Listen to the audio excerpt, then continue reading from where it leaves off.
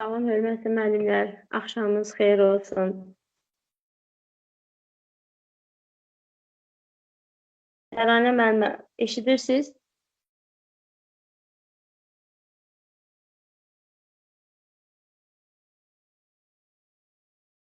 Axşamınız xeyir olsun, Pünhalə müəlliməm. Əziz müəllimlər, hər birinizi salamlayıram.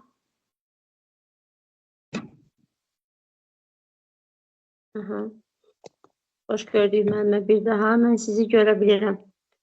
Görün, siz də məni görə biləcəksiniz. Bəli, aydın görürəm, Pünhalə müəlliməm. Ümid edirəm müəllimlər də aydın şəkildə görə və eşidə bilirlər.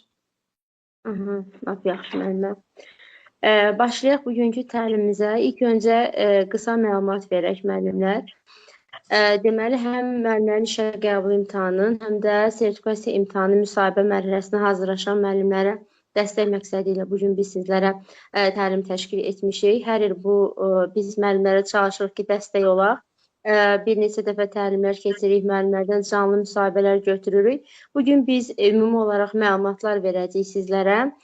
Növbəti təlimlərdə isə inşallah ki, sizlərdən əgər könüllü şəkildə təbii ki, istəyən olarsa, könüllü şəkildə sizlərdən müsahibə götürə bilərik.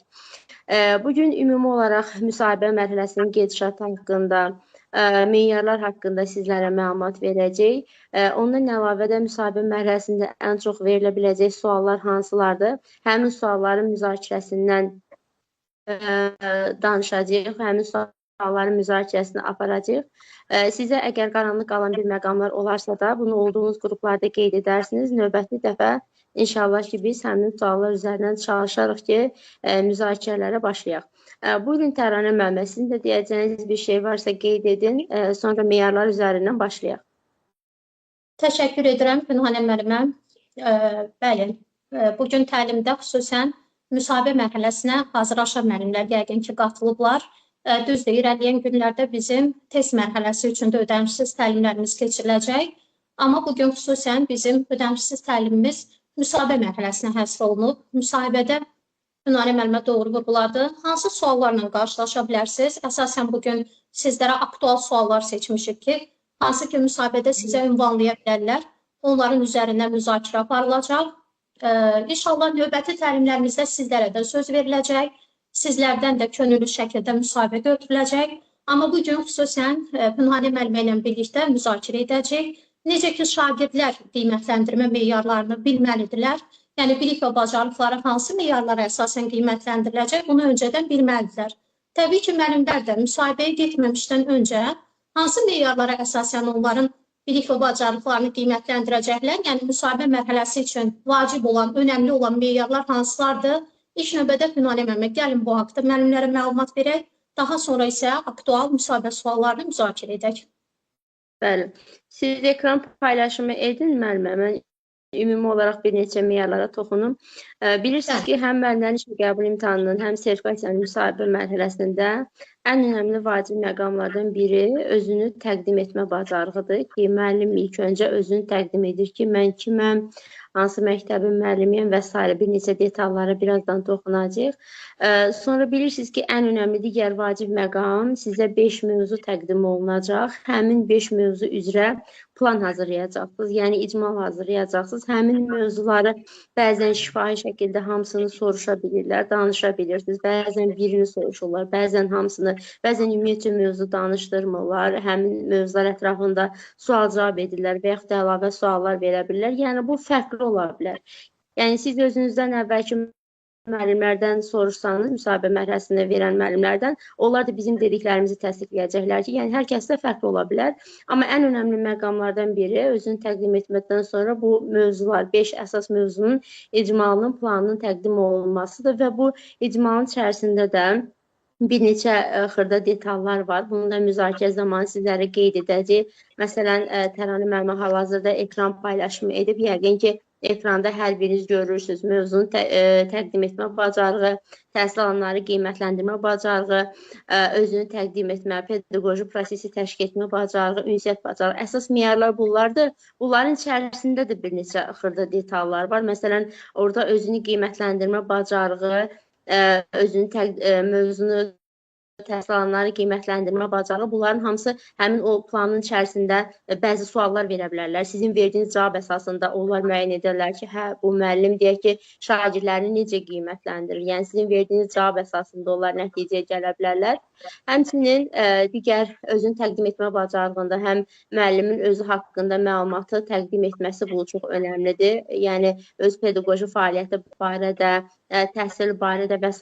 və burada da ən vacib detallardan biri müəllimin özünə inamlı şəkildə özünü təqdim etməsidir.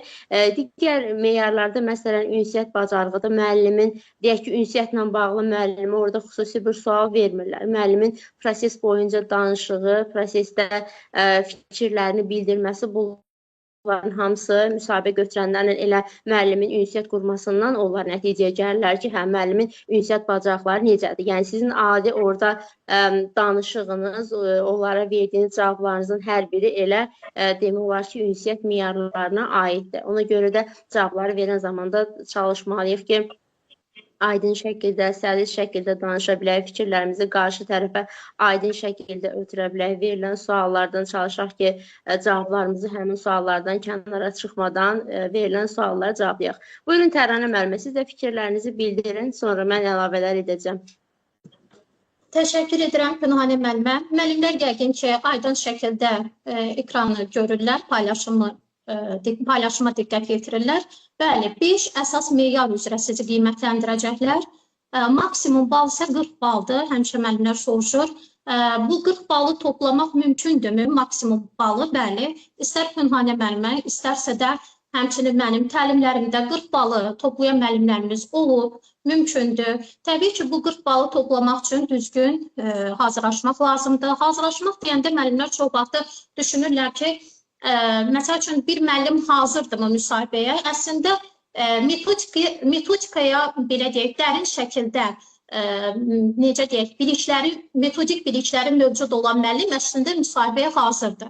Yəni əsasən Pünhanə müəllimə də təsdiqləyər ki, metodikanı yaxşı bilən müəllimləri müsahibədə yüksək qiymətləndirirlər. Həmçində səlis nitqiniz olmalıdır, aydın, səlis və düzgün formada danışmalısınız. Burada meyarlar haqqında Pünhanə müəllimə məlumat verdi. Qısa şəkildə mən də deyəcəm.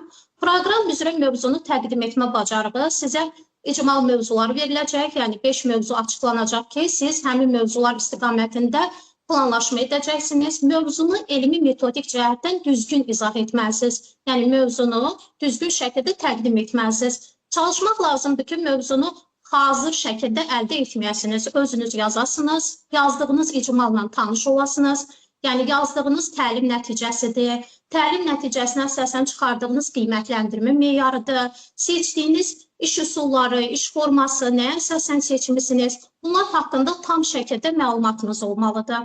Qiymətləndirmə bacarığı, təhsil alanları qiymətləndirmək, yəni məktəb daxili qiymətləndirməni yaxşı bilməlisiniz. Diaqnostik, formativ, summativ qiymətləndirmənin tətbiqi haqqında kifayət qədər bilik və bacarığınız olmalıdır. Konstruktiv rəy verməyi bacarmalısınız.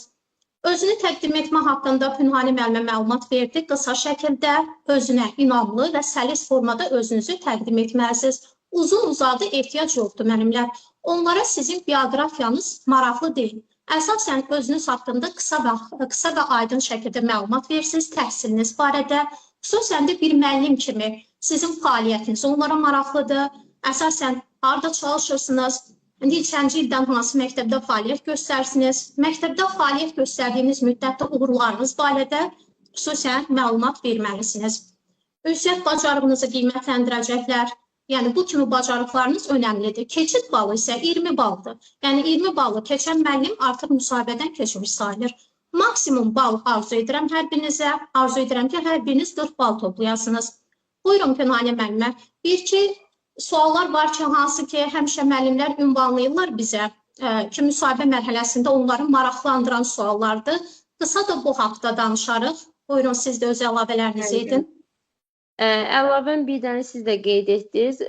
Özünü təqdim etmə hissəsində çalışaq ki, 1 dəqiqədən 1 dəqiqə 30 saniyə belə deyim də, yəni ondan artıq bir vaxt sərf etməyək. Maksimum ən çoxu yəni 2 dəqiqə ola bilər. Çünki qarşı tərəf üçün əslində bizi dinləmək, yəni özünü təqdim etməmizi dinləmək o qədər də maraqlı olmur. onlara təqdim olunan işi belə deyək, yerinə yetirməyə çalışırlar. Əsas orada ümumi verilən suallar əsasında sizin onlara verdiyiniz cavablara daha çox köklənirlər. Bu səbəbdən maksimum şəkildə yığcam formada özünüzü təqdim etməyiniz sizdən tələb olunur və burada da ən önəmli vacib nüans, bayaq da qeyd etdiyim kimi, özünüzə inamlı şəkildə özünüzü təqdim etməyinizdir. Elə bilin ki, oradan özünü təqdim etmədən aldığınız maksimum balın böyük bir hissəsini sizin orada özünüzə inamlı şəkildə özünüzü təqdim etməyiniz, dik dayanmağınız, sizdən müsahibə götürən şəxsin, belə deyək də, gözlərinin içinə baxmağınız, biraz Lori dildə ifadə edirəm, sizlər üçün daha aydın olsun. Yəni, birbaşa müsahibə götürən şəxsin gözlərinə baxmağınız, göz təması qurmağınız, biraz gülümsəməyiniz, çox da ciddi şəkildə dayanmamağınız və yaxud da həddən artıq güləriz olmaq da ehtiyac deyil. Yəni, o balansı gözləməklə özünə inanlı şəkildə özünüz barədə təhsiliniz və hal-hazırda işiniz barədə, işinizdə olan uğurlar barədə qısaca məlumat verməyiniz çox önəmlidir.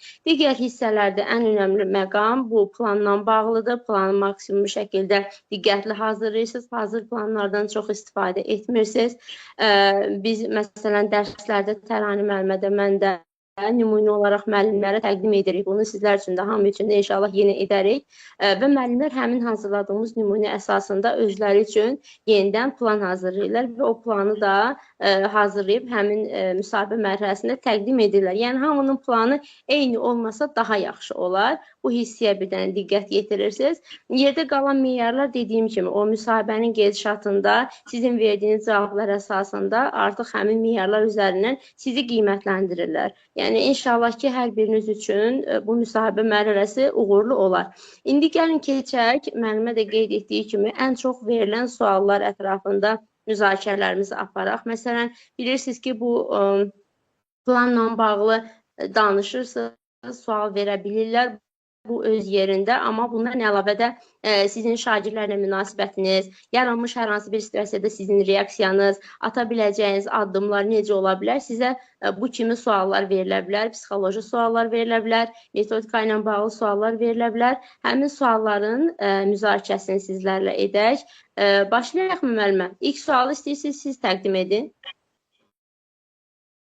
Bəli, Pünhanə müəllimə, suallara keçid etməmiş deməli, ekranın şəkli, yəni ekran görüntüsünü götürməmiş istəyirəm müəllimlər xüsusən də fikir versinlər. Siz vurguladınız. Ən çox bal da müəllimlər verilir mövzunun təqdimatına. Yəni, icmalınızı düzgün formada hazırlamalısınız. Hazırlamaq da yetmir. Yəni, icmalı yazdım, hazırladım. Bu kifayətdirmi? Xeyr. İcmalı düzgün formada təqdim eləməlisiniz. Yəni, mövzunu düzgün formada təqdim etsəniz, ən yüksək bal məhz bu meyar üzrə verilir.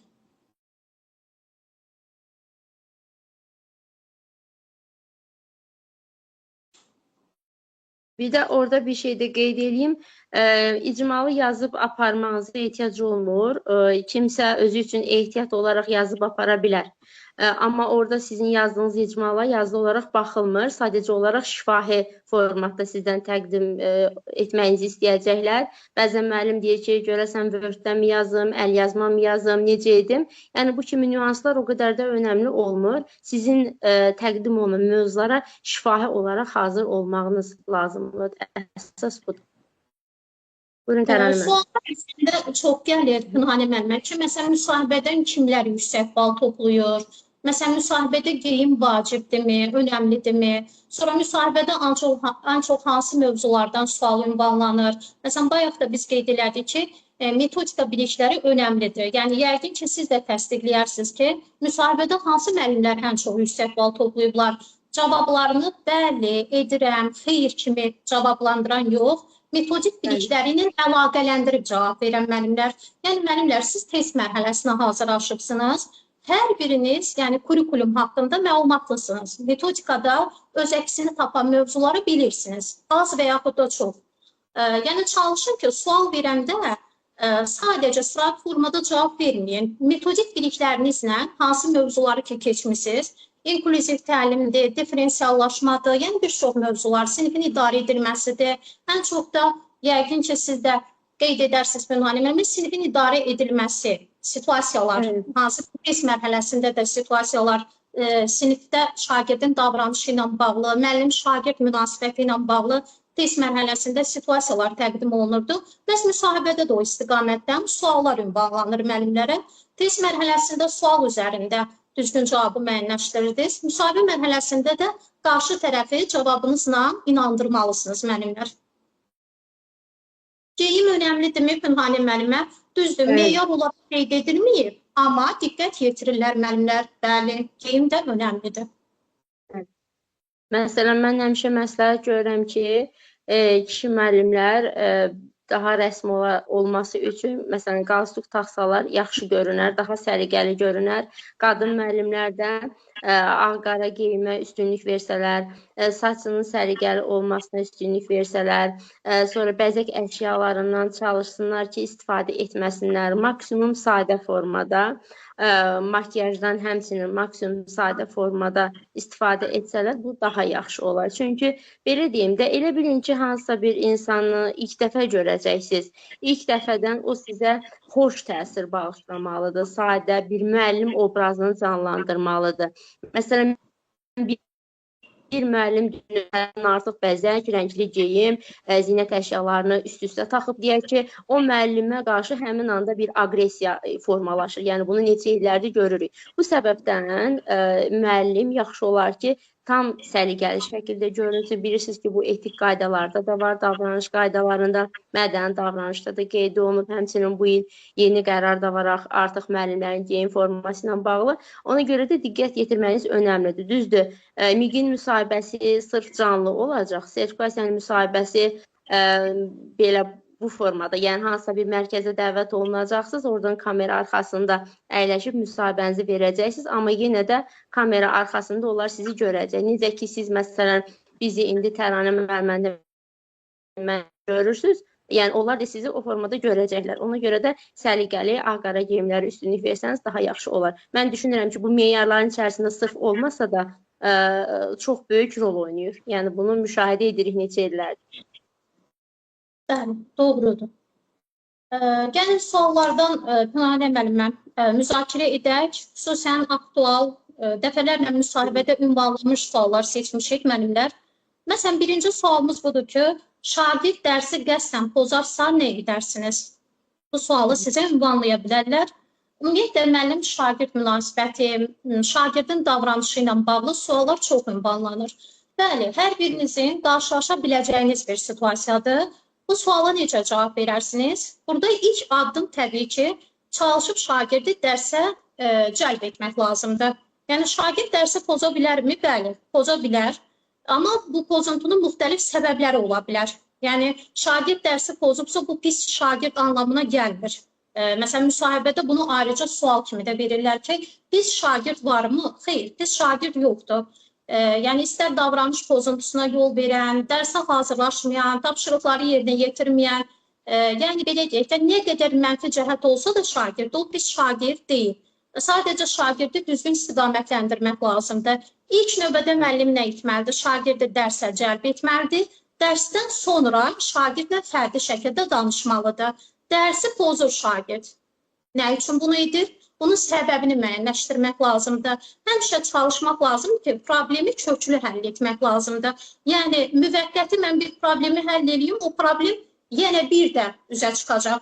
Şagirddən səbəbi müəyyənləşdirmək lazımdır. Ola bilər motivasiya çatışmazlığı var və yaxud da deyək ki, şagirdin psixoloji durumunda hər hansı bir problem ola bilər.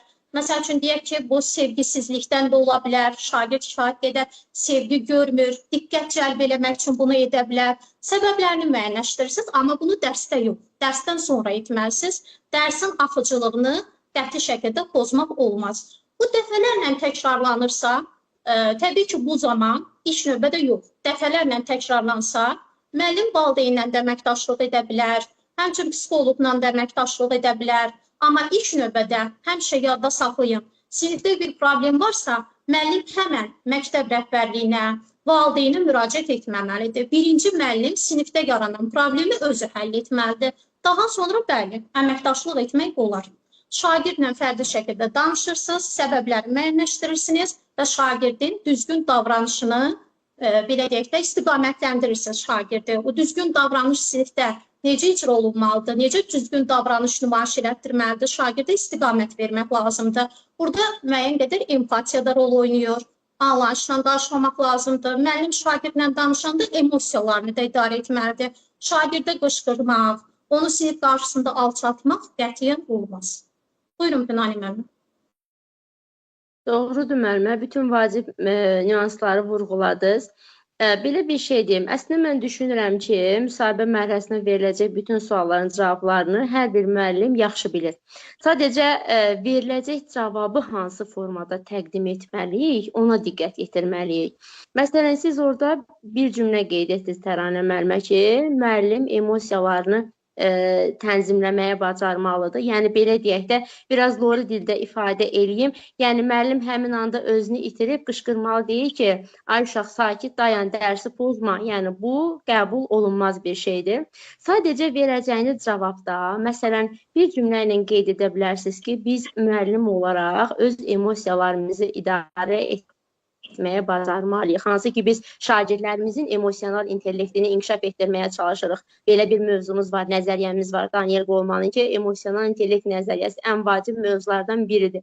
Yəni, biz orada qeyd edə bilərik ki, biz müəllim olaraq şagirdlərimiz üçün nümunəyik. Yaranmış situasiyada biz özümüzü, emosiyalarımızı idarə etməyi bacarmalıyıq. Həmin anda emosiyalarımı çalışardım ki, düzgün tənzimləyim, şagirdlə göz təması qurum, şagirdlə göz təması quraraq şagirdi dərsə cəlb edim. O bəzən bir söz deyimdir, şagirdə bir baxışımız yetir. Yəni, şagirdə baxan kimi şagird anlayır ki, biz ona nə demək istəyirik. Yox, əgər göz təması ilə biz məsələni həll edə bilmədiksə, sakitcə yaxınlaşa bilərik, sakitcə problemin nə olduğunu soruşa bilərik, hansı ki, dərsin gedişatına, digər şagirdlərə mane olmadan şagirdi dərsə cəlb etməyə çalışırıq və dərsdən sonra siz də vurğuladınız. Mütləq şəkildə biz o şagirdlə təkbətək danışırıq. Əgər ehtiyac olarsa, o halda psixoloqa, valideynə və məktəb rəhbərliyinə məlumat veririk. Yəni, hər yaranmış problemdə, müəllimə də qeyd etdi, bizim valideynə, məktəb rəhbərliyinə məlumat verməyimizə ehtiyac yoxdur. O zaman biz nə işə yarayırıq, belə deyək, müəllim olaraq əgər sinifimizdə yaranmış bir problemi həll edə bilmiriksə, deməli, burada bizim özümüzdə belə deyək, zəif tərəflərimiz var ki, biz bu problemi həll edə bilməmişik. Mən bir şey məsləhət görürəm həmişə müəllimlərə, verilən suallarda həmişə günahı özümüzdə axtarmağa çalışmalıyıq. O bir söz var, deyir ki, müştəri həmişə haqlıdır, bizdə də şagird və valideyn həmişə haqlıdır. Bizə müsahibə mərhələsində də verilən sualda elə cavab verməliyik ki, burada məsələn müəllimin də səhvi ola bilər müəllim nəyisə düzgün etməyib, deyək ki, dərsin qurulması ilə bağlı, cəlb olunma ilə bağlı və s. Məsələn, orada bir cümlə ilə qeyd edəndə ki, ola bilər müəllim hər bir şagird üçün dərsi maraqlı qurmayıb, həmin şagirdi prosesə tam cəlb edə bilməyib ki, o şagird sinifdə səs alır. Məsələn, bu cümləni biz orada qeyd etməklə alçalmış sayılmırıq da. Yəni, biz orada etiraf edə bilirik ki, bəli, bəzən müəllim hər kəsin marağını nəzərə almaya bilir, çətinliyi çəkə bilir. Bu, onlar üçün, yəni bəzən müəllim düşünür ki, bu mənim zəif tərəfim ola bilər, öz zəifliyimi orada göstərərəm. Xeyr, bunu müsahibədə sizin üçün çox müsbət qəbul edirlər ki, deməli, müəllim özündə bir problem görə bilir də, müəllim özündə bir səhv axtara bilir ki, görün mənim səhvim hardadır. Yəni, bu nüansda çalışın ki, verilən suallarda həmişə öz nöqteyi nəzərinizdən bir yanlışlıq da axtarmağa çalışın. Bu, qarşı tərəf üçün çox xoş qəbul olunur. Aha, keçək ikinci suala müəllimə. İkinci sualımız Pünani müəllimə qeyd olunub ki, valideyn övladı ilə maraqlanmırsa nə edərsiniz? Ki, belə valideynlərlə biz qarşılaşa bilirik, bəli, bütün valideynlər eyni deyil. Elə valideyn var ki, mütəmadi olaraq övladı ilə maraqlanır. Elə valideyn də var ki, maraqlanmır, məktəbə gəlmək istəmir, müəllimlə, məktəblə əlaqə qurmaq istəmir. Təbii ki, çalışmaq lazımdır ki, biz test mərhələsində də müəllimlərə bu mövzunun üzərində xüsusən dəfələrlə vurğulamışıq ki, vacib, önəmli bir mövzudur. Valideynlə də əməkdaşlıq etmək lazımdır, müəllim səbirli olmalıdır. Mən valideyni çağırdım, deyək, valideyn iclasına, valideynə zəng vurdum, deyək ki, məsəl üçün tutalım, indi müasir dövrdür, WhatsApp vasitəsilə deyək ki, yazdım, amma valideyn mənə geri dönüş etmədi. Mən nə edə bilərəm? Bir dəfə dedim, iki dəfə dedim. Valideyn belə deyək, mənlə əlaqə qurmaq istəmir. Mən nə edə bilərəm ki? Həmən müəllim imtina etməməlidir, müəllim səbirli olmalıdır, israrlı olmalıdır. Maksimum şəkildə biz çalışmalıyıq ki, valideynləri məktəbə cəlb edək. Çünki o təhsil üçbucağı deyirik. Düzdür? Valideyn, məktəb, şagird. Yəni bu üçbucaq tamamlananda istənilən nəticəni biz əldə edə bilirik. Valideyn məktəbə cəlb olunmayanda şagirdin istər akademik nailiyyəti olsun, istər məsəl üçün sinifdə davranışı ilə bağlı problemlər olsun, mütləqdir ki, valideyn də dəstək olmalıdır məktəbə, müəllimə. Valideyn övladı ilə maraqlanmırsa, çalışmalıyıq ki, ilk növbədə anlayışla qarşılayaq. Yenə də bir səbəb ola bilər. Bəlkə valideynin səhhətində problem var, bəlkə ağır iş şəraiti ilə bağlı olaraq deyək ki, övladı ilə maraqlana bilmir. Yəni səbirli olmalıyıq. İlk növbədə valideynə qarşı da empatiya nümayiş etdirməliyik. Daha sonra isə müxtəlif üsullarla, zəng vasitəsilə, WhatsApp-da yazmaq vasitəsilə, şagird vasitəsilə, istənilən bir yolla biz yenə də valideynə çalışmalıyıq ki, valideynlə əlaqə quraq, valideyni məktəbə cəlb edək və valideyn maraqlanmasa da mən onun övladı haqqında məlumat verməliyəmmi? Bəli. Çünki bu müəllimin birbaşa vəzifəsidir. Yəni şagirdin akademik nailiyyət göstəriciləri barədə, davranışı barədə biz valideynə məlumat verməliyik. Və valideynlə təbii ki, yəni o məndən heç cür əlaqə saxlamasa belə, mən çalışmalıyam ki, maksimum şəkildə bir yol vasitəsilə onunla əlaqə saxlayıb, bildirim ki, sənin məktəbə cəlb olunmağın, məktəbə gəlməyin, müəllimlə, məktəb rəhbərliyi ilə əlaqə qurmağın sənin övladının gələcəyi üçün, deyək ki, gələcəkdə uğurlu bir şəxsiyyət kimi formalaşması üçün önəmlidir. Bunu valideynə bildirmək lazımdır, izah etmək lazımdır. Buyurun, Pünhanə müəllimə. Bəli, müəllimə, tamamilə doğru qeyd etdiniz, amma belə bir çətinlik yaşayırıq biz. Deməli, valideyn iclaslarında adətən hansı valideynləri görmək istəyiriksə, sırf həmin valideynləri iclasda görə bilmirik. Yəni, bunu yaşayırıq biz hər il. Burada səbəb nədir? Səbəb odur ki, valideynlər o qədər valideyn iclaslarında danlanıblar ki, yəni övladı barədə heç kəs mənfi bir fikir eşitmək istəməz. Hamı istəyər ki, öz övladı barədə xoş bir sözlər eşitsin. Ola bilər ki, valideynin əslində siz digər nüansları vurğuladınız. Valideynin işi ola bilər, iş qrafiki ilə bağlı iclasda iştirak etməyə bilər və s. çətinliyi ola bilər. Amma əsas səbəblərdən biri mən bu dediyim nüansda ola bilər ki, valideyn məktəbdə o qədər danlanıb ki, müəllimlər tərəfindən məktəbə gəlmək istəmir. Yəni, iclas olanda valideyn bilir ki, o mütləq bugün hansısa müəllim ona nəsə bir ifadələr səsləndirəcək, digər valideynlərin yanında bir sözdən pərt olacaq və bu səbəbdən də iclasda iştirak etmək istəmir. Bu nüansa düşünməliyik. Məsələn, bunu orada vurğulaya bilərik ki, ola bilər valideyn iclaslarının qurulması. Bəli, ola bilər ki, valideyn iclaslarının təşkilində ola bilər ki, müəyyən problemlər yaranıb, konfidensiallıq qeyd etdiyiniz kimi gözlənilməyib. Ona görə də valideyn iclasda iştirak etmək istəmir. Bu səbəbdən biz çalışmalıyıq ki, valideyn iclaslarında həmişə ümumi olaraq valideynlərə məlumatlar verək. Hər bir şagirdin uğurlarını və mənfi cəhətlərini, təhsili ilə bağlı, davranışı ilə bağlı mənfi cəhətlərini çalışmalıyıq ki, valideynlərə ayrı-ayrılıqda qeyd edək. Amma biz buna alışmamışıq, Təranə müəllimə. İndiyə qədər mən nə qədər 5, hardasa 6 məktəb belə deyim də çalışmışam, fərqli məktəblərdə çalışmışam. Hər getdiyim məktəbdə də mən bu problemi görmüşəm. Yəni, ümumi olaraq valideynlərin bir yerdə iştirak etməsi, ümumi olaraq məlumatların verilməsi bu yaxşı hal deyil, amma biz hələ dediyim kimi buna öyrəşməmişik. Amma yaxşı olar ki, necə olsun, biz valideynlərlə ümumi olaraq danışaq. Məsələn, bu siniflə bağlı filan məqamları, filan addımlar atmaq istəyirik, bu sinifin nəticəsinin yüksəlməsi üçün deyək ki, filan dərslər olacaq, sizlərin də dəstəyinizi istəyirik və s. Sonra da hər bir valideynlə ayrı-ayrılıqda çox demirəm. Yəni, 2-3 dəqiqə vaxt sərf edib biz ayrı-ayrılıqda valideynlərə məlumat verə bilərik. Yəni bu sualda da bu nüansa toxunsaq, yenə də qarşı tərəf üçün bir özümüzlə bağlı bir müsbət fikir oyadarıq ki, deməli müəllim konfidensiallığı qorumağa çalışır. Deməli müəllim şagirdlərin mənfi cəhətlərini, həmçinin müsbət cəhətləri də bura daxildir. Digər şagirdlərin yanında, valideynlərin yanında deyək ki, təqdim etmir. Burada müsbət cəhətləri niyə vurğuladım? Bilmirəm, diqqət yetirmisinizmi siz də, Təranə müəllimə, digər müəllimlər də sinifdə yaxşı oxuyan uşağa qarşı digər uşaqların aqressiyası olur həmişə. Həmin o yaxşı oxuyan uşağı niyəsə sevmirlər.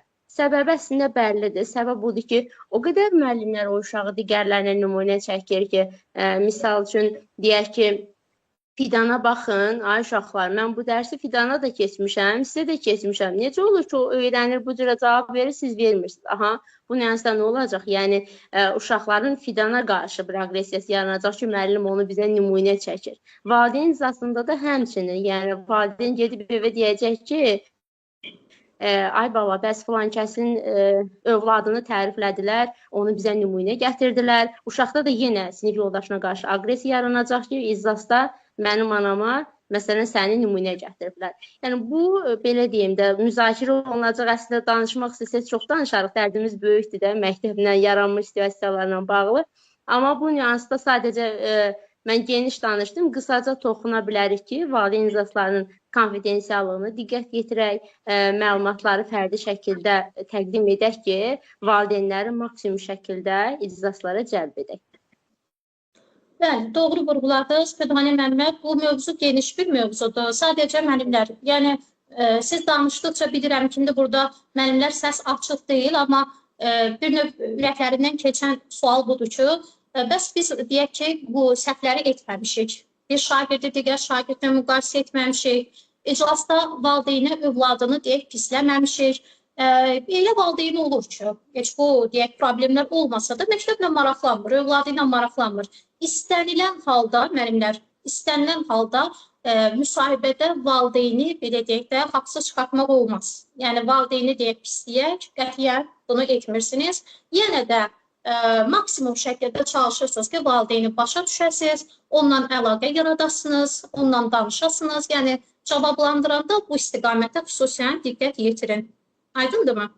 Bilirəm ki, müəllimlərin sualları var. İnşallah növbəti təlimlərimizdə müəllimlər sizin suallarınızı da dinləyərik, sizin suallarınız üzərindən də cavablandırarıq. Həmçinin biz də sizə sual ünvanlayarıq, görək necə cavablandırırsınız. Digər sualımıza keçid edək. Fünanə müəllimə, digər sualımız aktual bir sualdır. Demək olar ki, hər il müsahibədə ünvanlanmış bir sualdır. Sağlam psixoloji mühit nədir? Sualın mahiyyətinə diqqət yetirsək, sağlam psixoloji mühit nədir? Əslində, sağlam psixoloji mühit həm ailədə olmalıdır, həm məktəbdə, sinifdə olmalıdır, həm ümumi məktəbdə, həm də sinifdə, sinif daxilində. Təbii ki, hər bir insan, hələ mən burada şagirdi çıxıram, hər bir insan sağlam psixoloji mühitdə özünü rahat hiss edər. Psixoloji mühitdən də, yəni psixoloji cəhətdən də özünü sağlam hesab edər. Sağlam psixoloji mühit sinifdə yaradılmalıdır. Yəni, müəllim buna çalışmalıdır. Əgər şagird, həqiqətən biz deyək ki, gələcəkdə şəxsiyyət formalaşdırmaq istəyiriksə, demişik ki, şəxsiyyət sadəcə bilikli, savadlı insan deyil, hər tərəfli bir insan şəxsiyyət formalaşdırmaq istəyiriksə, mütləq sinifdə sağlam psixoloji mühit yaratmalıyıq. Bu mühit necə olmalıdır? Şagird birincisi özünü təhlükəsiz hiss eləməlidir. Daim şagird alçaldılırsa, şagirdlə kobud rəftar edilirsə, sinifdə bullyingə məruz qalırsa bu uşaq, deyək ki, yoldaşları tərəfindən, müəllim tərəfindən bullyingə məruz qalırsa, sinifdə şagird fikirlərini sərbəst şəkildə ifadə edə bilmirsə, əgər şagird səhv edən anda həmən biz onun səhvinə görə onu danlayırıqsa, belə deyək də, sən səhv etməməlisən, sən mükəmməl olmalısan, bu kimi təzyiqlər varsa şagirdə qarşı, bu sağlam psixoloji mühitin olmamasına dəlalət edir. Sağlam psixoloji mühit odur ki, şagird sərbəst olmalıdır. Sərbəst deyəndə bəzən müəllimlər düşünür ki, nə istəyir, onu edə bilər. Yox, o anlama gəlmir. Sərbəst o deməkdir ki, şagird öz fikirlərini sərbəst ifadə etməyə bacarmalıdır. Bəzən görürsən ki, müəllimlər ənənəvi təlimlə istifadə edir. Şagirdə fikirlərini ifadə etməsinə şərait yaratmırlar. Sadəcə müəllimin hökmranlığı var şagird sərbəst şəkildə öz fikirlərini müəllimə çatdıra bilmir. Şagirdə biz şəxsiyyət kimi yanaşıb onun fikirləri ilə də tanış olmalıyıq, fikirlərinə hörmətlə yanaşmalıyıq. Müəllimlə şagird arasında qarşılıqlı hörmət, inam varsa, bu münasibət empatiya üzərində qurulubsa, təbii ki, o sinifdə sağlam psixoloji mühit var. Bərabər imkanlar prinsipinə riayət etməliyik. Şagirdlər arasında bayaq Pünhanə müəllimə qeyd elədi, ayrı seçkilik salmamalıyıq. Bir şagirdi digər şagirdlə müqayisə etməməliyik. Bütün şagirdlərin maraqlarını, tələbatını, ehtiyacını nəzərə almalıyıq. Bir növ müəllimlər, hansı sual olur olsun, hansı sualı sizə ünvanlasınlar, şagird yönümlü yanaşmadan cavab verməlisiniz. Şagirdin maraqları, tələbatı, ehtiyacı bugünkü gündə, ümumiyyətlə daim, müasir təlimdə də xüsusən şagird bizim üçün önəmlidir. Şagird birinci yerdədir. Əgər suallara bu istiqamətdən cavab versəz, suallarınız xoşa gələn və qəbul edilən olacaq. Buyurun Pünhanə müəllimə. Təşəkkür edirəm müəllimə. Bütün nüanslar demək olar ki, vurğuladınız. Yəni, bu mövzu test mərhələsində də çox düşür situasiyalarda. Həmişə yadda qalması üçün belə bir cümlə deyirəm müəllimlərə ki, elə bilin ki, valideyn uşağın məktəbə sağ-salamat göndərir, əli ayaq üstündə, əhval ruhiyyəsi yerində. Biz də şagirdi həmin formada evə geri göndərməliyik. Yəni, başına məktəbdə bir hadisə gəlməməlidir, əhval ruhiyyəsi pozulub, məsələn, hansısa bir müəllim onu incitməməlidir, deyək ki, hansısa bir müəllim onu digər uşaqların yanında pərt etməməlidir, yəni danlamamalıdır. Deyəcəksiniz, bəs yaxşı danlamasın müəllim, neynəsin? İndi bu nüansları qoyaq bir kənara. Düzdür, müəllim şagirdə iradlarını bildirir. Bunu biz rəy formasında danışacağıq, konstruktiv rəy veririk, bir müsbət tərəfini tapırıq, bir müsbət tərəfini deyirik, ondan sonra mənfi tərəfini deyirik, sonra dəstək olmağa çalışırıq, istiqamət veririk. Amma burada danlamaq yox, daha çox dəstək, belə deyək, xarakterli olmalıdır bizim şagirdə verəcəyimiz tövsiyələr. Yəni, danlamamalıyıq, yoldaşların yanında pərt etməməliyik. Dediyim kimi, yəni əhval ruhiyyəsini aşağı salmalı deyil. Elə bilin ki, evinizə qonaq gəlib, maksimum dərəcədə onu razı salmağa çalışırsınız ki, könlü xoş getsin, məktəbdən bir, evdən bir narahatçılıq olmasın. Yəni, şagirdə həmçinin təhlükəsiz mühit deyəndə bunu nəzərdə tuturuq. Həm fiziki cəhətdən təhlükəsizliyi ki, dediyim kimi, hər hansı bir hadisə baş verməsin. Məktəbdə bir hadisə baş verəndə uşaq yıxılır, məsələn, deyək ki, ayağı burxulur, valideyn gəlir şikayətə kimi, belə bir hadisə baş verdi, müəllimlər hara baxırdı, necə oldu? Yəni, həm burada fiziki cəhətdən təhlükəsizliyi, həm də psixoloji cəhətdən təhlükəsizliyi nəzərdə tuturuq. Eyni zamanda müəllimin üslubunun demokratik üslubda qurulmasına diqqət yetiririk. Bu nüansı da müəllimlər vurğulasalar yaxşı olar. Yəni, Təranə müəllimə bayaq qeyd etdiyi şagird yönümlü yanaşma, yəni, bunun özü də hara gedib toxunacaq demokratik üslubla. Yəni, müəllim əgər şagird yönümlü yanaşma uyğun dərsi qurursa, deməli, müəllim şagirdin fikirlərini nəzərə alır, şagirdin marağını burada hansı üslubdan söhbət gedir? Demokratik üslubdan. Yəni, əlavən bir dənə budur müəllimə. Deyəcək digər söhbət. Demokratik üslub, proaktiv müəllim, bu kimi metodik anlayışlara müəllimlər xüsusən fikir verin. Yəni, cavablarınızı verəndə, sual sizə ünvanlayanda, əlaqələndirib cavab verəndə müəllimə qeyd etdi, bu kimi metodik anlayışlarla əlaqələndirib cavab versəz, bu sizin bir müəllim kimi, bir peşəkar müəllim kimi bilik və bacarığınıza dəlalət edir. Yəni, onlar da buna xüsusən fikir verəcəklər ki, aha, müəllimin metodik bilik və bacarıqları kifayət qədərdir. Bu kimi terminləri, deyək, bu kimi anlayışları bir qədər araşdırın, bir qədər mahiyyətinə daha dərin formada varın ki, bu nəyi ifadə edir? Yəni, mütləq bunlar şərtdir. Sonra belə bir maraqlı bir sualımız var, amma suala keçməmiş bir də belə bir maraqlı məqamı demək istəyirəm, Pünhanə müəllimə. Burada əslində çox uzun-uzadı danışmaqdansa, müəllimlər, bax, təsəvvür edin ki, siz öz övladınıza necə bir müəllim arzulayarsınız, övladınıza necə bir müəllimə etibar edərsiniz? Sağlam psixoloji mühitdən danışırıq. Övladınıza necə bir müəllim arzu edirsinizsə, siz özünüz də o şagirdlərə qarşı elə bir müəllim olmalısınız. Və yaxud da bəzən müəllimlər deyir ki, hansı müəllimə yüksək bal verirlər, onlar məsələn müsahibədə qarşılarında necə bir müəllim görmək istəyirlər, onlar düşünürlər ki, biz bu müəllimi sinifə buraxsaq, bu müəllim sinifdə deyək təlimi təşkil edən zaman şagirdlərin psixologiyasına necə təsir edəcək, onlarla necə ünsiyyət quracaq, dərsi necə keçəcək, kifayət qədər bilik və bacarığı varmı? Yəni bu ilkin təəssüratı biz onlarda, daha doğrusu sizdə onlarda yaratmalısınız. Digər maraqlı bir sualımız Pünhalə müəllimə belə bir sualdır, ünvanlanıb müsahibə mərhələsində. Deyir ki, onlar, yəni qarşı tərəf müsahibə götürən şəxslər qeyd edir ki, düşünün ki, biz sizin şagirdinizdik və yaxud da hər hansı bir şəxsdir sizdən müsahibə götürür. Deyir, mən sizin şagirdinizəm. Elə təsəvvür edin, mən sizin şagirdinizəm. Müəllimlə necə əməkdaşlıq edərsiniz? Bax, təsəvvür edin, Pünhalə müəllim məndən müsahibə götürür və qeyd edir ki, təsəvvür et ki, mən sənin şagirdinəm. Mənlə necə əməkdaşlıq edərsən? Yəni, bir növ elə bil, burada müəllimi sadəcə nəzəri biliyi kifayət eləmir. Çox maraqlı bir sualdır.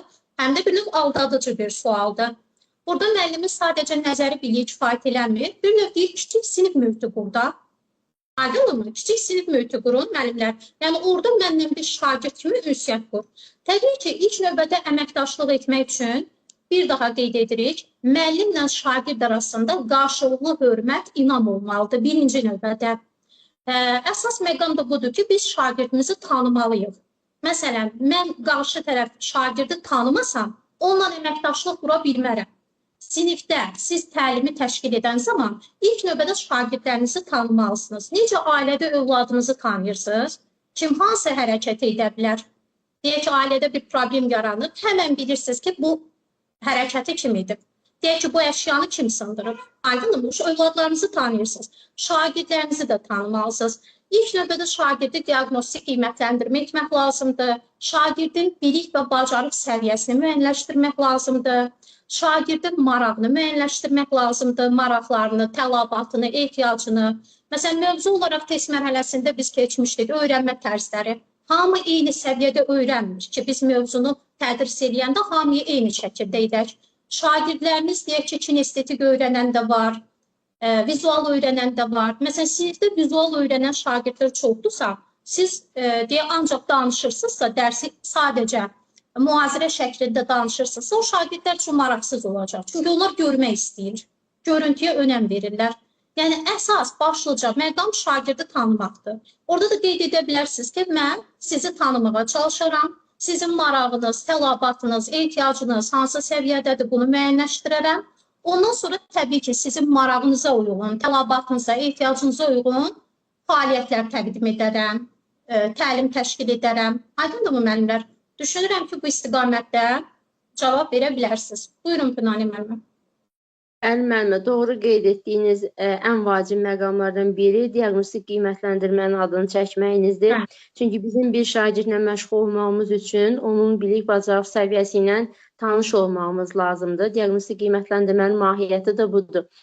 Yəni, siz bayaq dediyiniz sualı deyək ki, mənə ünvanlasaz, mən mütləq qeyd edərdim ki, mən diaqnostik qiymətləndirmə aparardım, sizin bilik bacarıqlarınızla tanış olardım, sizi kəşf etməyə, qeyd etdiyiniz kimi tanımağa çalışardım, sizin hansı öyrənmə tərzinə, hansı intellektə sahib olduğunuzu öyrənməyə çalışardım və dərs prosesində bunu nəzərə almağa çalışardım. Hər hansı bir məsələlərdə sizin fikirlərinizi də nəzərə alardım, qərar vermədə sizin qərar verməyinizə şərait yaradardım, sizin tövsiyələrinizi də eşidərdim və s. Bacardığım qədər dəstəkləyici rəy verərdim, konstruktiv rəy verərdim və s. Bu formada ümumiləşdirib cavab vermək doğru olar. Yəni, orada əsas nüans bayaq dediyimiz kimi hər sualda əslində qısa, konkret cavab vermək olar və verdiyiniz cavablar da yanlış deyil. Burada, məsələn, bu sualda gizlənən nüans odur ki, müəllim öyrənmə tərzinin adını çəkirmi, məsələn.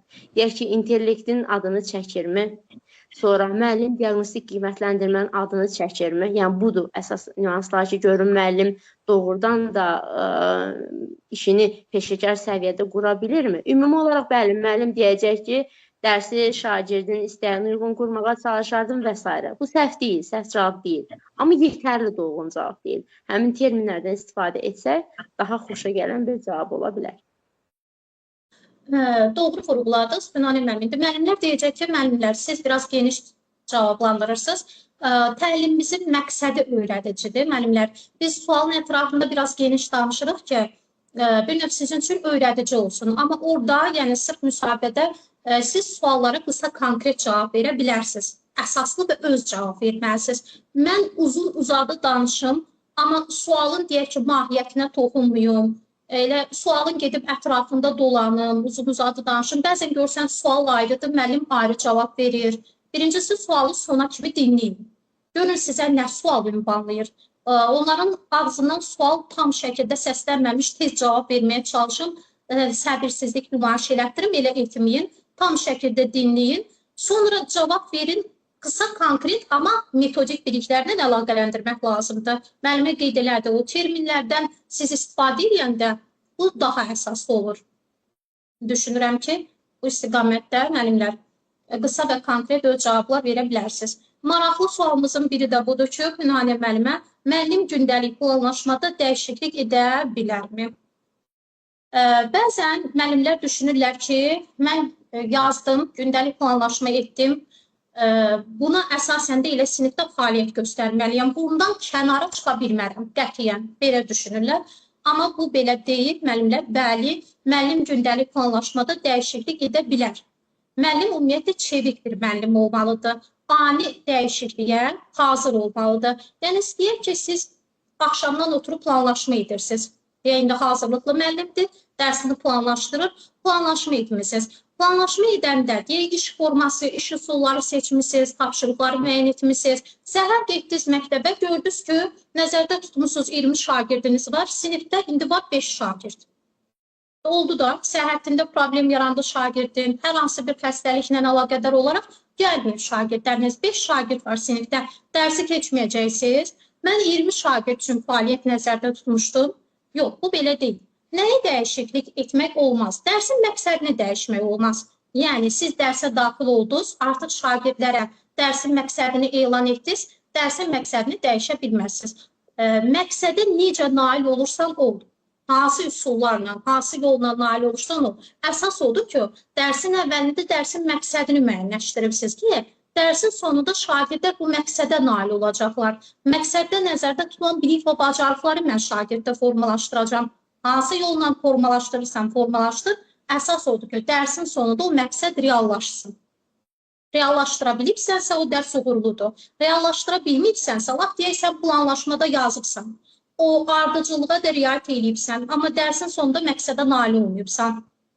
Yəni, bu artıq uğurlu dərs sayılmır. Əsas məqsədə nail olmaqda. Dərsin gedişatında, tapşırıqlarda dəyişiklik etmək, deyək ki, iş üsulunda, iş formasında dəyişiklik etmək olar mı? Bəli. Yəni, ani vəziyyətə görə müəllim hazırlıqlı olmalıdır. Müəllimin öz səhhətində problem yarana bilər, şagirdin səhhətində problem yarana bilər ki, sualdan da sual yaranır Pünhanə müəllimə. Məsələn, şagird dərsdə qəfil ağlayır, şagirdin vəziyyəti pisləşir. Yəni, biz bunu öncədən müəyyənləşdirə bilmərik ki, sinifdə daim dərs axıcı şəkildə gedəcək. Mən heç bir problemlə qarşılaşmayacağam. İstənilən bir vəziyyətlə müəllim qarşılaşa bilər və dərsini də ona uyğun şəkildə tənzimləməyi bacarmalıdır. Buyurun. Doğru qeyd etdiniz müəllimə. Ən vacib və ən çox verilən suallardan biridir. Həm illik planlaşdırmanı soruşurlar, həm də gündəlik planlaşmanı soruşurlar ki, müəllim planlaşdırmada dəyişiklik edə bilərmi? Edə bilərmi? Yox, etməlidir. Çünki dediyiniz kimi müəllim çevik olmalıdır. Bu pedaqoji prinsiplərdən inkişaf yönümlü prinsipinin gözlənilməsi deməkdir. Yəni, müəllim illik, həm gündəlik planlaşmasında dəyişiklik etməyə bacarmalıdır. Hər ikisinə toxunun, çünki hər iki sual verilə bilir müsahibədə. İllik planlaşma nə zaman dəyişə bilər? Məsələn, müəllim summativ qiymətləndirmə aparır, nəticələr zəif olur, nəticələri təhlil eləyir, bəzi mövzularda uşaqların çətinlik çəkdiyini görür. Bu məqamda dəyişiklik edə bilər. Amma hansı şərtlə? Burada xırda nüanslar var. Məsələn, metod birləşmə olur məktəbdə. Metod birləşmədə kimlər varsa, hansı müəllimlər varsa, onlar iclas təşkil etməlidirlər. Metod birləşmə rəhbərinə bildirməlidirlər bu planda dəyişikliklə bağlı. Və məktəbdə tədris işləri üzrə müavin, hansı ki, məktəbdə bilirsiniz, bir neçə müavin olur. Sırf tədris işlərinə baxan müavindən söhbət gedir. Həmin müavinə də xəbərdar etdikdən sonra illik planlaşdırmada müəyyən dəyişikliklər etmək olur. Amma biz o qədər alışmışıq ki, Tərlanə müəllim ilin əvvəlində hazır kserokopiya etsin, planlaşdırmanın üzünə də ad soyadını yazsın, standart olaraq ilin sonuna qədər istifadə etsin. Hətta ilin sonuna qədər təqvimlərə belə baxmasın.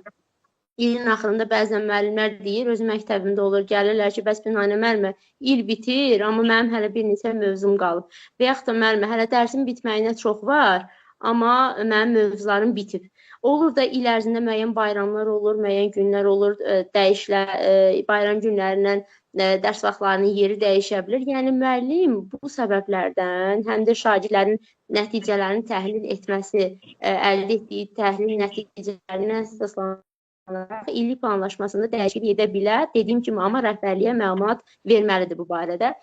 İkinci bir nüans da gündəlik planlaşmada bəli, müəllim gündəlik planlaşmaya mütləq dəyişiklik edə bilər. Əgər ehtiyac varsa, məqsəd bəli yerində qalır, standart yerində qalır, amma müəllim dərsin gedişatında dəyişikliklər edir. Məsələn, üsulunu dəyişir, formasını dəyişir, cütlərlə planlamışdı, qrup etdi, qrupla planlamışdı, fərdi etdi. Yəni, müəllim dərsin gedişatında, planlaşmasında dəyişiklik edə bilər. Dəyişiklik edə bilən müəllim şagirdləri inkişaf etdirə bilən müəllimdir. Həm müəllimin bir B planı olmalıdır gündəlik planlaşma ilə bağlı. Həm də ki, adi vəziyyətlərdə də dəyişiklik etməyə bacarmalıdır. Məsələn, müəllim planlaşdırıb ki, bugün şagirdlərə slayd göstərəcək, şagirdlər video izləyəcəklər, getdi məktəbə işıq yanmadı, alınmadı. Ona görə deyir ki, müəllimin həmişə bir B planı olmalıdır. Ona görə deyir ki, müəllim gündəlik planlaşmada da, illik planlaşmada da hər ikisində dəyişiklik edə bilər. Necə ki, Pünhanə müəllimə, müəllimlər deyəcək, bəs demişdiniz, bugün təlim YouTube üzərindən olacaqdı. Niyə bəs Teams-dən keçdiniz? Texniki problem yarandı müəllimlər. Biz də təlimi təxirə salmadıq, Teams üzərindən keçdik. Yəni, dərsdə də, yəni siz öncədən nəzərdə tutmuşsunuz ki, müəllimə demişkən, dərsi bu formada keçəcəm, elektron lövhədən istifadə edəcəm, bəlkə alınmadı, amma yenə də, təbii ki, mən dərsi keçməyib dayanası deyiləm. Müxtəlif üsullardan istifadə etməlisiniz. Hazırlıqlı olmalıdır müəllim. Deməli, bir şey müəllim. Bu dərsin məqsədi ilə bağlı, dərsin içərisində ən önəmli nüanslardan biri müəllimin şagirdləri dərsin məqsədinə çatdırmasıdır. Buna çox diqqət yetiririk. Planlamanın ən önəmli hissəsi budur. Yəni, müəllim mütləq şəkildə dərsə başlayanda dərsin məqsədini elan etməlidir. Şahid ola bilər, yazılı da ola bilər, şərt deyil ki, lövhədə yazsın, vaxtı varsa yaza bilər, yoxsa ehtiyac deyil, şifahi səsləndirə bilər və ən önəmli nüans da sonda, dərsin sonunda o şagirdlər o məqsədə çatdılarmı həqiqətən? Budur. Yəni, monitoringlərdə mən iştirak edirəm, ən çox diqqət yetirilən müəllimlərdə birlikdə nöqsan tutduğumuz məqamlar müəllim şagirdləri o məqsədə çatdıra bildimi? Bəzən elə olur ki, müəllim məqsədi deyir dərsin əvvəlində, amma çatdıra bilmir. Elə olur ki, müəllim məqsədi demir, amma doğrudan da çox gözəl bir dərs keçmiş olur, şagirdlər hansısa bir məqsədə çatmış olur. Yəni, fərqli nüanslar var. Mövzudan, belə deyək də, mövzular çox şaxəlidir. Sualdan da sual yaranır. Pünhanə müəllimə, bəli, bu geniş bir mövzudur ki, dərsin təlim nəticəsi elan edilməlidirmi, şifahi və yaxud da yazılımı? Bu haqda əslində biz sizlə danışmışıq təlimlərdə və orada təbii ki də müəllim sinifinin səviyyəsini bilməlidir. Mən götürüm 5 dənə məqsəd dərsin əvvəlində. Sən bunu reallaşdıra biləcəksənmi dərsin sonuna kimi? 5 məqsəd seçibsən. O 5 məqsəddə nəzərdə tutulan bilik və bacarığı dərsin sonuna kimi şagirdlərdə reallaşdıra biləcəksənmi? 5 məqsədə uyğun qiymətləndirmə apara biləcəksənmi? Yəni, bunu nəzərə almaq lazımdır.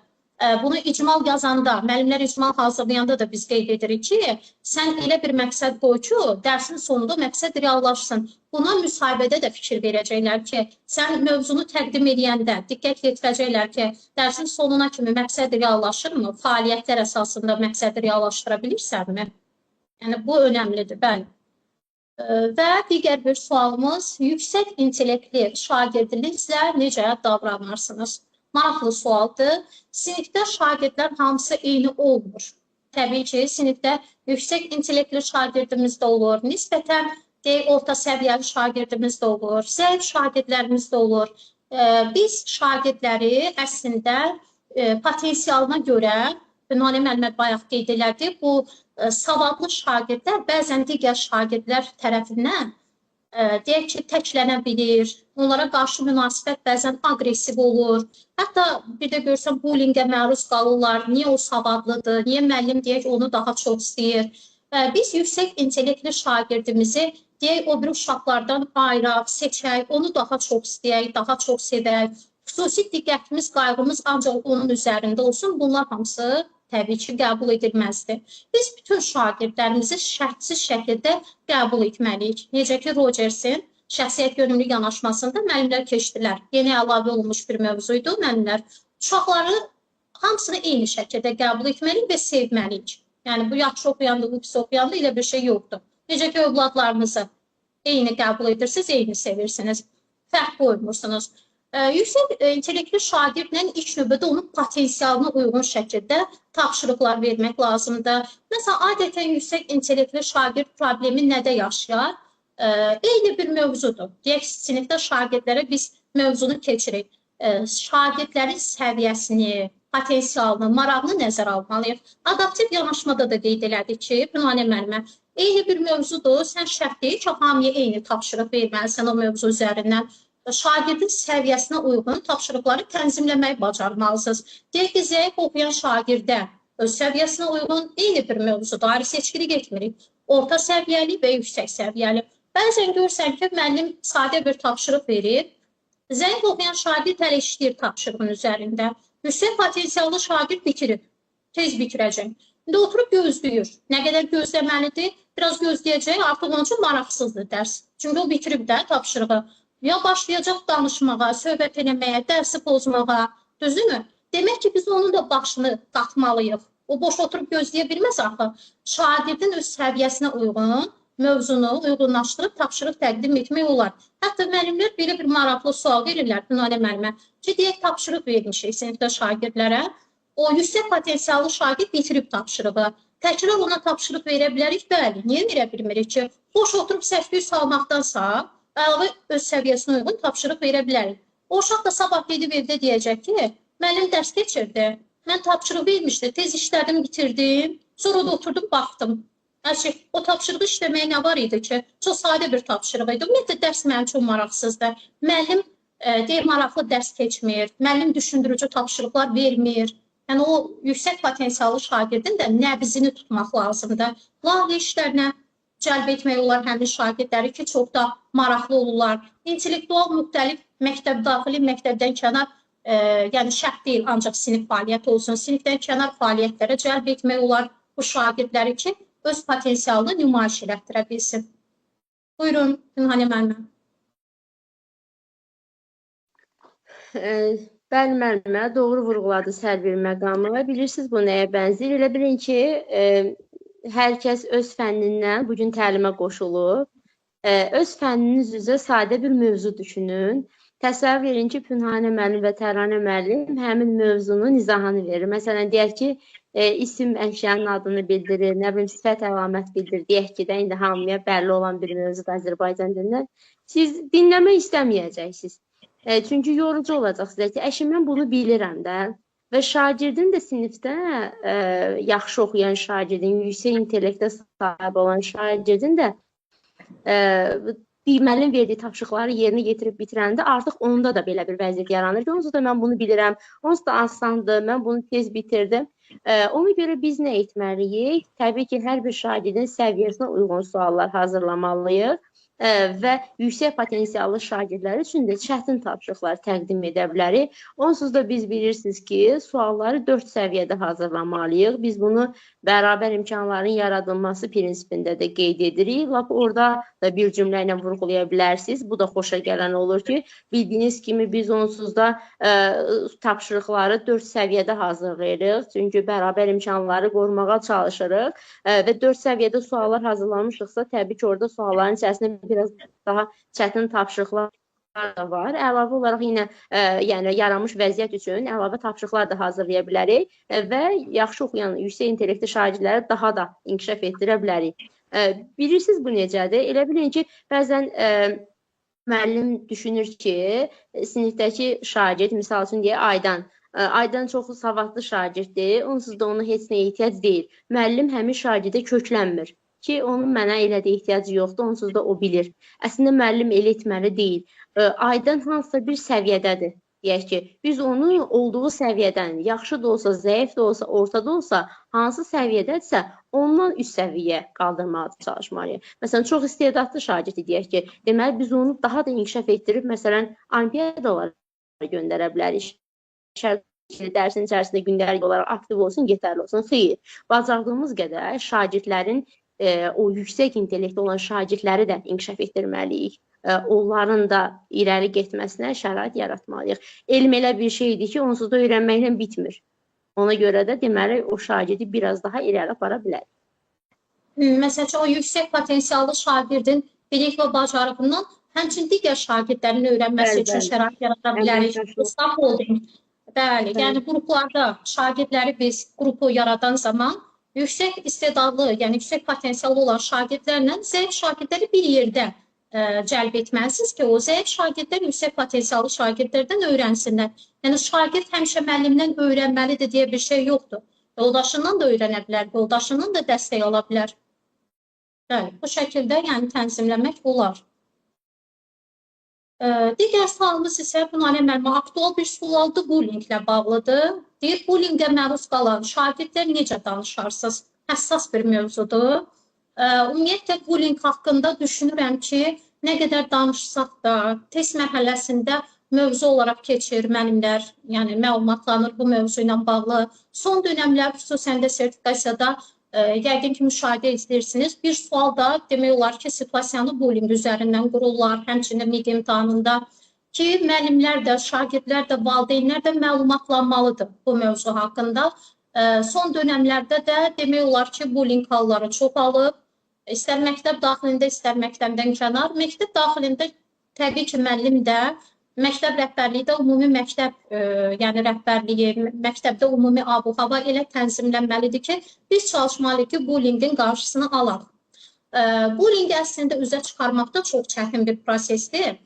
Sualda qeyd olunur ki, bullyingə məruz qalan şagirdlə necə danışarsınız? Mövzu geniş bir mövzudur. Müəllimlər, bullying mövzusundan sizə istənilən qədər sual ünvanlaya bilərlər. Müxtəlif suallar ünvanlaya bilərlər. Sual isə qoyulub ki, bullyingə məruz qalan şagirdlə necə danışarsınız? Təbii ki, bu şagird həssas olur. Yəni, biz ona elə danışmalıyıq ki, bir növ şagird onsuz da bullyingə məruz qalıb, müəllim də düzgün yanaşmasa, bu uşaq sizdən uzaqlaşacaq.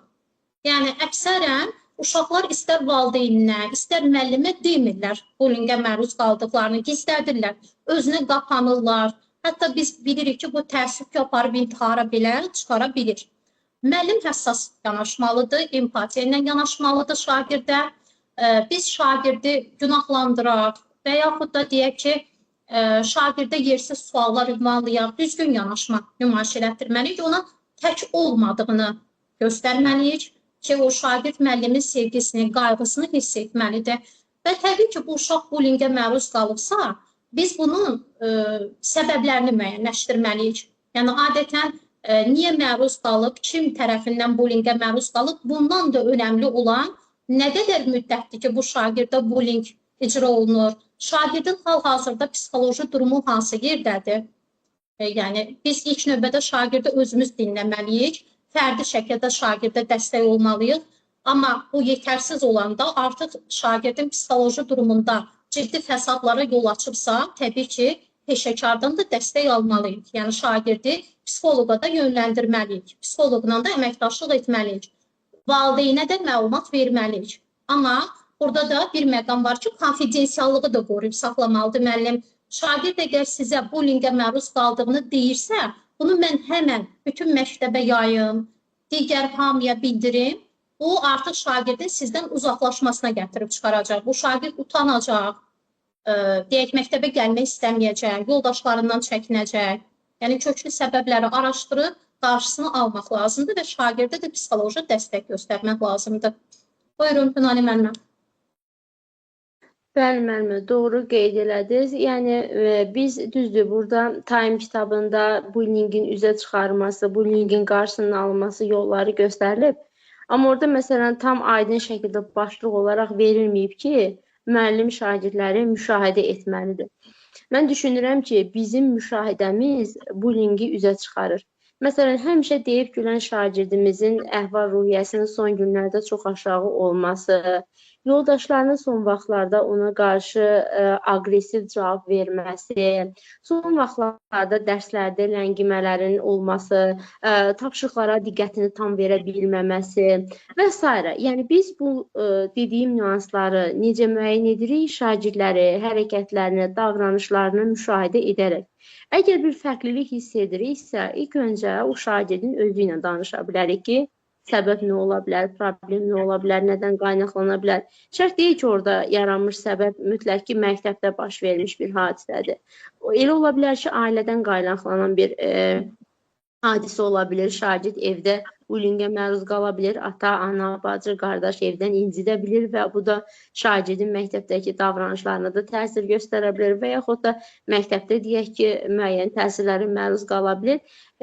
Mütləq şəkildə o şagirdlə özümüz ayrıqda danışmalıyıq. Bəzən şagird müəllimdən çəkinir, tam formada müşahidə edirik də illərdir, deyə bilmir. Amma məsələn, mən öz məktəbimizdə yaranmış situasiyalarda qeyd edim. Elə olur ki, mən şagirdlə danışıram, söz ala bilmirəm ondan ki, problem nədir. Amma psixoloqa yönləndirirəm. Psixoloq danışandan, yəni 10-15 dəqiqə danışan kimi türklər demiş, məsələn, artıq çözülür ki, söhbət nədən gedir? Bu da nədən qaynaqlanır? Psixoloq artıq biraz fərqli formada danışa bilər, sırf psixoloji yanaşmalar göstərə bilər, onun bir hərəkətindən sırf yaranmış vəziyyəti analiz eləyib, yəni o hansısa bir sözündən belə deyək də irəli gedərək şagirdi danışdıra bilər. Yəni bəzən dostuna deyir, heç valideynə demir, müəllimə demir, heç kimə demir, bəzən görsən yaxın dostuna deyir. Bəli, fərqli üsullarla şagirdin bullyingə məruz qalmasına aşkarlamaq olar. Yetər ki, müəllim peşəkar olsun. Bəli, müəllim peşəkar olsun, psixoloq peşəkar olsun. Bu psixoloq məsələsi müəllimlərimizin yaralı yeridir. Həmişə psixoloqu mən çox köklənirəm. Yaranmış situasiyalarda axı deyirik psixoloqa, deyirlər ki, ay müəllimə, psixoloq valla məktəbdə çay içməkdən başqa bir şey etmir. Həmişə dərslərdə müəllimlər bildirirlər. Çox məktəbdə belədir. Bu da nədən qaynaqlanır müəllimə?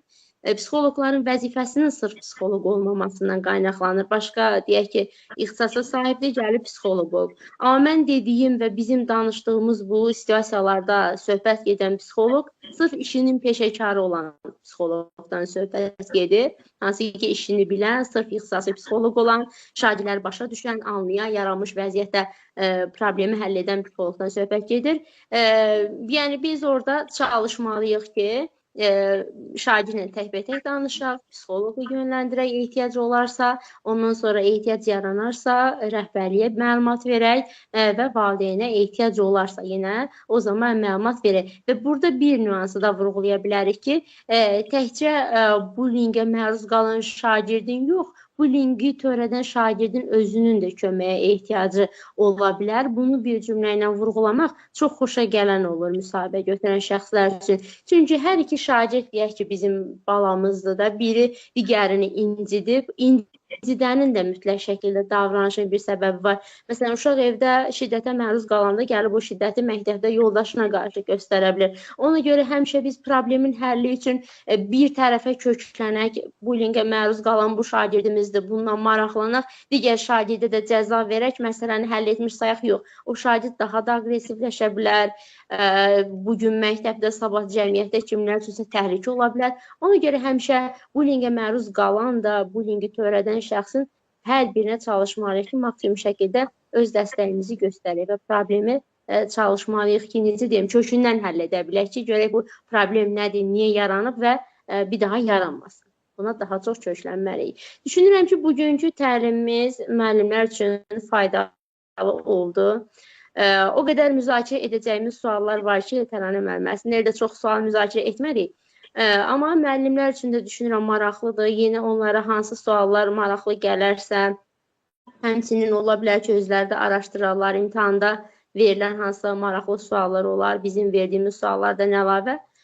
Növbəti təlimlərimizə qədər qeyd edərlər. İnşallah növbəti təlimlərdə biz həmin sualların müzakirəsini edərik. Bir də qeyd edək ki, müəllimlər, avqust ayının 1-dən etibarən Azman Təlim Tədris Mərkəzi olaraq bütün fənlər üzrə, həm də kurikulum üzrə Hər həftə ödənişsiz dərslər olacaq, ödənişsiz təlimlər olacaq. Bütün müəllimlər yararlana bilərlər. Həmçinin Təranə müəllimə də mən də hər həftədə bir dəfə bir boyunca sizlərə ödənişsiz təlim keçəcək. Həmin keçəcəyimiz təlimlərdə biz həmişə çalışırıq ki, həm test mərhələsi üçün, həm də müsahibə mərhələsi üçün vacib olan kurikulum mövzularına toxunaq ki, test mərhələsi üçün növbəti il imtahan verən müəllimlər faydalansın. Müsahibə mərhələsi üçün də avqust ayının sonundan sentyabrın əvvəlində müsahibə mərhələsi başlayacaq. Həmin müəllimlər faydalansın. Mövzu seçimində daha çox ən vacib mövzulara diqqət yetiririk. Çalışın ki, həmin təlimlərdə də iştirak edin. Hər biriniz üçün faydalı olar. Təranə müəllimə, sizə çox təşəkkür edirəm. Çox maraqlı dərs olur, çox maraqlı təlim olur sizinlə bir yerdə müzakirəmiz. Vaxtın necə gəlib getdiyini mən bilmirəm. Çox rahat olur. Çox təşəkkür edirəm sizə. Buyurun, siz sağ olun Pünhanə müəllimə. Əməkdaşlığınız üçün mən də sizə təşəkkür edirəm. Həqiqətən də çalışarıq test mərhələsində də müəllimlərə həm ayrı-ayrılıqda, həm birgə təlimlər keçərik. Müəllimlər də bugün deyir, ilin günün bu vaxtı, yəni istirahət vaxtında vaxt ayırıblar, bizi dinləyiblər. Yəni gedib başqa bir məşğuliyyətlə də deyək ki, müəllim məşğul ola bilərlər, amma bizim təlimimizdə iştirak ediblər, bizi dinləyiblər. İnanıram ki, də böyük maraqla bugün bizi dinlədilər və bizlə bərabər sualları cavablandırdılar, səsləndirdiyimiz fikirlərlə razılaşdılar və yaxud da razılaşmadılar. Hər bir insanın özünün subyektiv fikri ola bilər. Bu tam normal bir şeydir ki, bəzən elə mövzular olur ki, müəllimlərin öz şəxsi subyektiv fikri olur ki, necə ki, deyirik, şagirdin fikrinə hörmətlə yanaşmalıyıq, həmçinin də müəllimlərin də sadəcə müsahibə mərhələsində nələrə diqqət yetirməli olduqlarınızı çalışdıq ki, bugün sizlərə bildirək müəllimlər. Əslində müsahibə mərhələsi üçün də mövzular genişdir, suallar çoxdur.